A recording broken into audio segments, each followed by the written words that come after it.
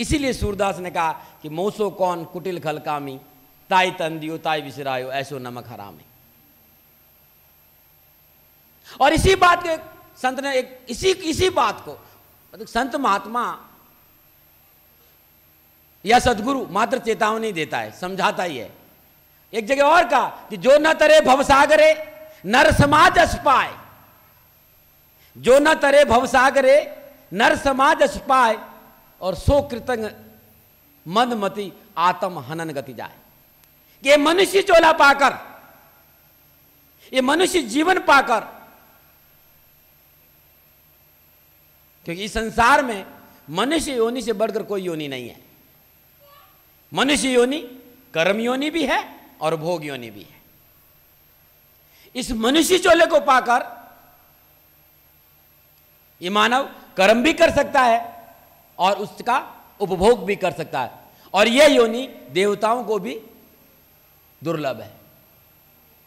और संत तुलसीदास ने तो ठोक के कहा है कि बड़े भाग्य मानुष तन पावा, सुर दुर्लभ सदग्रंथन गावा। ये जो मनुष्य चोला मिला है बहुत ही भाग्य से मिला है। बड़े भाग्य मानुष तन पावा, सुर दुर्लभ सदग्रंथन गावा, और साधन धाम मोक्ष कर द्वारा पाए ने जय प्रलोक सवारा। लेकिन उन्होंने दो लाइन और जोड़ दी है कि सो प्रतंत्र दुख पाव ही, सिर धुन धुन पछताए, और काल ही कर्म ईश्वरीय मिथ्या दोष लगाए। ये जो मनुष्य चोला मिला है ये साधन है उस आनंद, उस परमानंद, उस परम सत्ता के साथ जुड़ने का। और इस परम साधन को पाकर मनुष्य क्या करता है आप लोगों को सब पता है। ये जो सुंदर चोला मिला है, इस चोले को पाकर यदि हमने उस परम सुख की प्राप्ति नहीं की, उस परमानंद की प्राप्ति नहीं की, तो जीवन बेकार है। क्योंकि मनुष्य सोचता नहीं है। हम लोगों के सामने न जाने कितने लोग इस दुनिया से विदा होते हैं और न जाने कितने लोग इस दुनिया में आते हैं, लेकिन कभी हमने विचार किया एक दिन कूच का नगारा हमारा भी। हमेशा हम अंगुली रखते हैं कि इसको जाना है या वो चला, लेकिन कभी ये नहीं सोचते कि इसको भी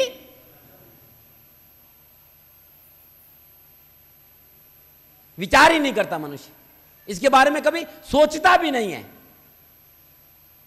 ऐसा नहीं को अनभिज्ञ ने, ऐसा नहीं है, उसको अंदर में सब पता है, लेकिन मनुष्य वो आपने देखा होगा ना कई बार,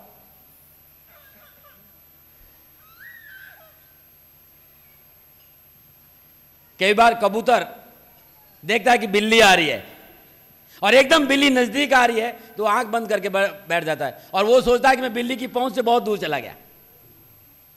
और हकीकत क्या है? हाँ, हकीकत क्या है? वो बिल्ली के लिए और अधिक सहज हो जाता है। जो यूं आंख बंद करता है बिल्ली उस पर, और वो बिल्ली का शिकार बन जाता है। इन कबूतरों की भांति भी मनुष्य का,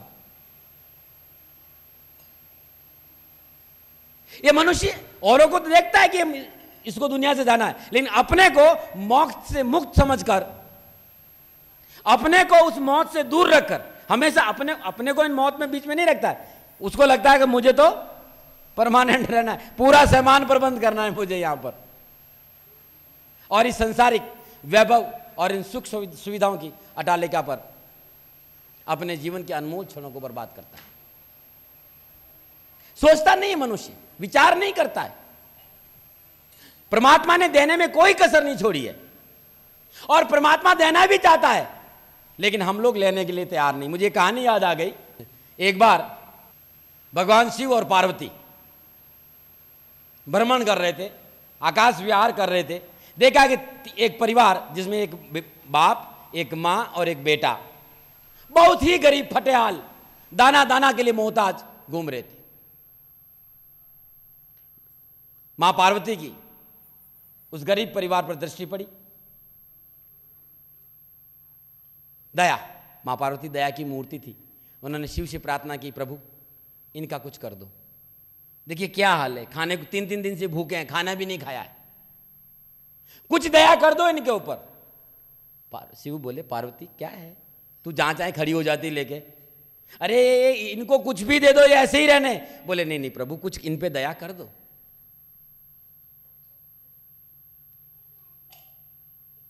पार्वती नहीं मानी, बोला इनको देना ही होगा। शिव बोला मान जा, कुछ नहीं होना इनका, क्योंकि इतना सुंदर मनुष्य जीवन, मनुष्य चोला पाकर ये इसकी कदर नहीं किए, तो हम जो दे देंगे उसकी क्या कदर करेंगे। लेकिन पार्वती का हट था। भगवान शिव ने कहा ठीक है, जब तू कह रही है तो चलते हैं उसके पास। तीनों परिवार बैठे थे, भगवान शिव और पार्वती उनके सामने जाके प्रकट हो गए। बोला मैं शिव और ये पार्वती, और हम तुम्हें 3 वरदान देना चाहते, तुम 3 हो, हम तुम्हें क्या देना चाहते हैं, 3 वरदान देना चाहते। बड़े खुश, बोला दे दो। अब तीनों विचार के पहले कौन मांगे, तो फर्स्ट कौन होता हमेशा, बोलो भाई, फर्स्ट लेडीज। तो पति बोले भाई तू मांग ले, और बेटा बोला मां तू मांग ले। तो मां ने आंख बंद की, देने वाले परमपिता परमेश्वर अनंत शक्तियों के स्वामी शिव, मां ने आंख बंद किया, बोला मांग लो। बोले मां मांग ले, आज जो मांगना मांग ले। शिव ने बोला जो मांगना मांग ले, 3 वरदान तो तुझे देने ही देने। बोला ठीक है, मांग लो। बोला मांग ले। पति से पूछा मांग लो, बोला मांग ले। बेटे से पूछा मांग लो, बोले मांग ले। आंख बंद किया और आंख खोली, बोले हे भगवान शिव, यदि आप मुझ पर प्रसन्न हैं तो मुझे संसार की सबसे सुंदर नारी बना दो। बुरा मत मानिए माता बहन, है क्या मांगा, हे शिव बोले यदि तो हम पर प्रसन्न है तो मुझे संसार की सबसे सुंदर नारी बना दे। शिव ने कहा तथास्तु, मुझे 3 वरदान देना है, तथास्तु। एक क्षण लगा और उसके सामने संसार की सबसे खूबसूरत नारी खड़ी। अब कभी वो फटेहाल पति को देखे, कभी बेटे को देखे, कभी अपने आप को देखे। अब उसकी तो आंखें ही बदल गई। जिस दृष्टि से वो पहले पति को देख रही, उस आंख से तो देख ही नहीं रही।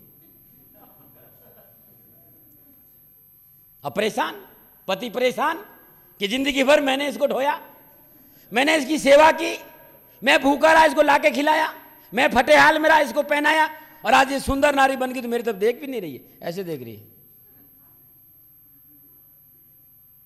शिव बोला जल्दी करो जल्दी करो, 2 वरदान और मांगो भाई, अब तुम्हारा नंबर है। पतिदेव का नंबर है, पिता का नंबर था। पतिदेव आग बुगबुला ऐसे ही हो रहे थे। इतने में देखा कि एक राजकुमार उधर से आ रहा है। इतने में वैसे तो पति परेशान, बेटा परेशान कि दोनों माँ बाप में लड़ाई हो गई, अब मैं करूं तो क्या करूं। इतने में एक राजकुमार निकला, और राजकुमार ने तिरछी नजर से औरत को देखा, बोला तो संसार ये तो मेरी रानी होनी चाहिए। उसने हाथ दिया, घोड़े पे बैठा और चल बैठा। पतिदेव मुंह लटकाते देखते रह गए। आग बुगबुला, अंदर से आग फूट रही, मैं क्या कर दूं क्या नहीं करूं, जिंदगी भर मैंने सेवा की और आज मौका आया तो मुझे धोखा देकर। शिव ने कहा भाई जल्दी कर, हमें और भी तो कहीं जाना है। बोले भगवान शिव, यदि आप कुछ देना ही चाहते हैं मुझे, तो जो मेरी नारी है ना वो सबसे सुंदर बनी, उसको सूरी बना दो।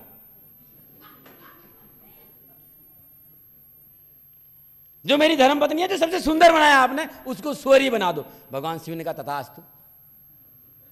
अब राजकुमार बड़ा खुश कि मैं संसार की सबसे सुंदर नारी मेरे पीछे बैठी हुई है। कहा अब शहर आने वाला जरा पीछे मुड़ के देखूं, तो पीछे मुड़ के देखा तो सूअर बैठी, हाथ मारा, नीचे गिरा है, कमर में चोट आई। अब लड़खड़ाती लड़खड़ाती जहां पति खड़ा था, जहां बेटा खड़ा था, वहां जाके वापस खड़ी रही। अब बेटा परेशान, मां सूअरी बन गई, बाप आग बुगला, मैं करूं तो क्या करूं।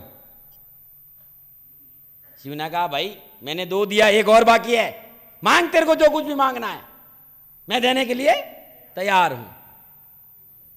पिता बोले, लड़का बोला हे भगवान शिव, हम बड़े जैसे भी थे बड़े खुश थे यार, तू काहे के लिए पंगा किया।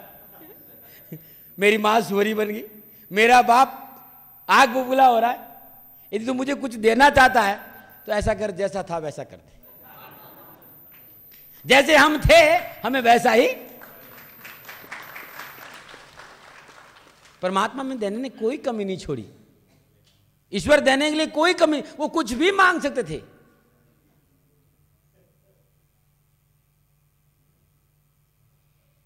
लेकिन इन अनमोल क्षणों की हमें कदर नहीं। जो हमें ये देव दुर्लभ मनुष्य शरीर मिला है, ये मोक्ष की सीढ़ी है। ये ज्ञान, वैराग्य, शुभ गुणों की खान है। ये जो जीवन है ना, इस मनुष्य जीवन में ही हम उस परमपिता परमात्मा का अनुभव कर सकते हैं। यही एक जीवन ऐसा है जिस जीवन में रहते हुए हम कर्म भी कर सकते हैं और उन कर्मों का उपभोग भी कर सकते हैं।